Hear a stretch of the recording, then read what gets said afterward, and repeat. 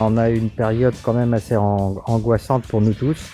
J'ai la chance d'avoir des propriétaires qui assument les pensions des chevaux, même s'il n'y a pas de compensation en face puisqu'on ne peut pas courir.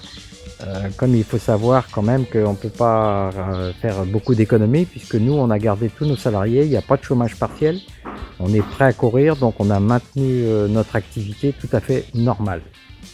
Voilà, bon maintenant on fait confiance à nos dirigeants pour trouver l'intérêt général, sachant que comme toute activité économique, il y aura forcément des problèmes, même avec les différentes aides ou les prêts possibles, bon il faudra quand même les rembourser, hein. Donc faut pas oublier ça, et que ces 2 mois de course qui n'ont pas été assumés, on ne pourra pas tout rattraper, hein, c'est évident, et que donc on compte sur vous puisque c'est grâce à vous parieurs et au PMU que on peut alimenter le système course, sans oublier bien sûr les propriétaires qui investissent pour leur passion, hein. Donc je pense que les deux maillons de la chaîne, ce sont les propriétaires et les parieurs. Nous, entraîneurs, nous sommes prestataires de services en essayant de faire au mieux. Et effectivement, ceux d'entre nous qui sont propriétaires en partie de leurs chevaux ont beaucoup plus de difficultés que ceux qui ne sont que prestataires pour des propriétaires qui, eux, règlent, si vous voulez, les pensions d'entraînement. Je ne vais pas tous vous les montrer, mais j'ai quelques chevaux effectivement qui seront peut-être intéressants à suivre d'emblée. Là, vous avez derrière moi Dashin Philly. Dashin Philly qui reste sur une victoire à Auteuil en terrain très très lourd, donc ça on va pas avoir ça à la saison actuelle. Mais bon, elle est restée en condition. C'est une jument qui court assez bien fraîche, donc je pense qu'elle sera moins gênée par la reprise des courses que d'autres chevaux qui ont besoin de se remettre en route plus facilement. Donc j'ai commencé à regarder un peu le programme par rapport à ce qu'on vient de nous donner. Initialement, je pensais aller sur le président de la République, mais là, elle aura pas le niveau. Donc je vais regarder si elle a des handicaps de catégorie intermédiaire ou c'est une très très bonne sauteuse. Et même en terrain qui risque d'être un terrain un peu plus rapide, j'espérais quand même de lui permettre de performer. Là, je vous montre son frère, Easter Boy. Easter Boy qui est un très bon sauteur qui malheureusement a fait une chute au mois de février à Fontainebleau. Mais c'est un bon cheval qui avait déjà gagné. Et il a été opéré de son jarret gauche parce qu'il avait une petite fracture.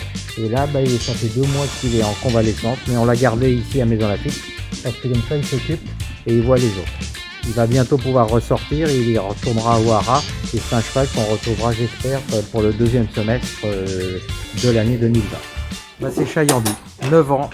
C'est la mascotte de l'écurie, le plus ancien. Je l'ai depuis qu'il est yearling.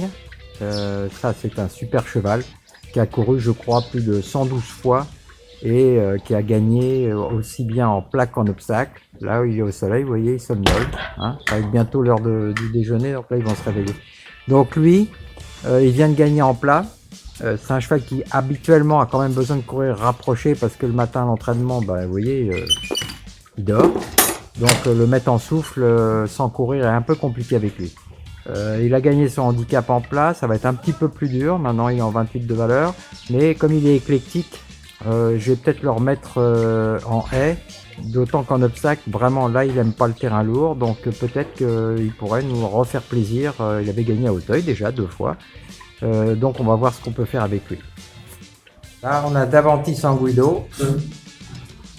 Voilà, c'est l'heure du déjeuner, donc là il n'oublie pas de manger. Alors lui il a fait une quand même très bonne année, il a gagné à Cagnes au mois de janvier. Il a mis le temps à gagner parce qu'il est malin, hein, il s'économise et il est un petit peu dans le clan Chayandi, vous voyez.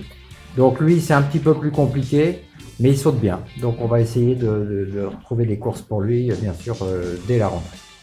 Il s'agit de Faro, très très bon sauteur, qui l'année dernière a fait une très bonne saison, tardif à 4 ans. Là, il a 5 ans, il a pris de la force, il a grandi et c'est un bon cheval de ce type. Maintenant, il est un petit peu barré. On va peut-être être obligé de continuer à courir en haie. Il avait fait sa rentrée à Fontainebleau, mais bon, on a été interrompu. Ça, c'est un cheval qui peut être intéressant à suivre, je pense, dans les handicaps en haie.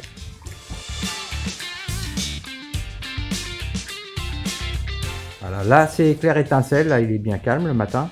C'est un cheval qui a couru qu'une seule fois en plat. Il a gagné et bon, bah, il est prêt à débuter en obstacle. Et je pense qu'avec la qualité de plat qu'il a, ça devrait suffire. Il a 4 ans. Je pense qu'il va être à suivre assez rapidement, même dès le départ, dans les courses de haies, pour 4 ans, n'ayant pas ou peu couru.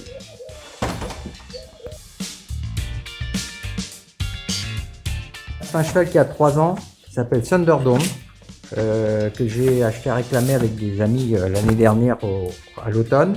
Et il n'a couru pour moi qu'une fois du coup. C'est lui, donc il va repartir en plat. Il avait été réclamé, je pense que si on est pas mal, c'est un cheval qui vaut un petit handicap, voire retourner à réclamer s'il le faut, mais bon, c'est un cheval qui a un petit peu de qualité.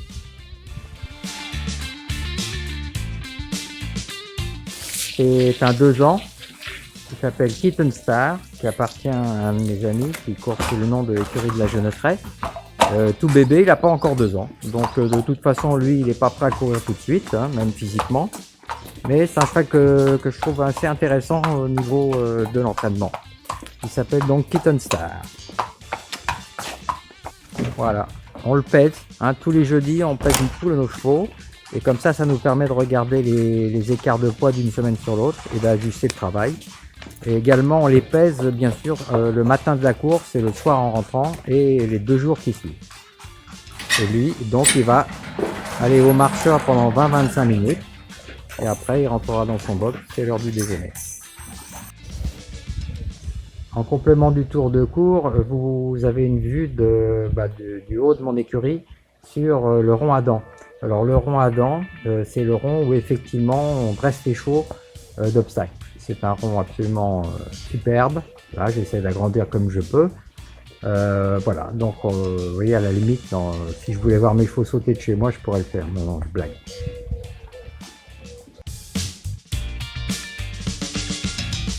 Je pense que de toute crise, on ressortira probablement avec des idées nouvelles et pourquoi pas une vision peut-être un peu différente de nos courses aujourd'hui très traditionnelles. En tout cas, merci de votre aide et essayez de vous mettre sur internet pour les paris, ça nous aiderait beaucoup et puis vous verrez finalement, c'est toujours intéressant, même quel que soit notre âge, d'apprendre à se servir de ces fameux outils informatiques qu'on appelle internet et c'est quand même pas mal.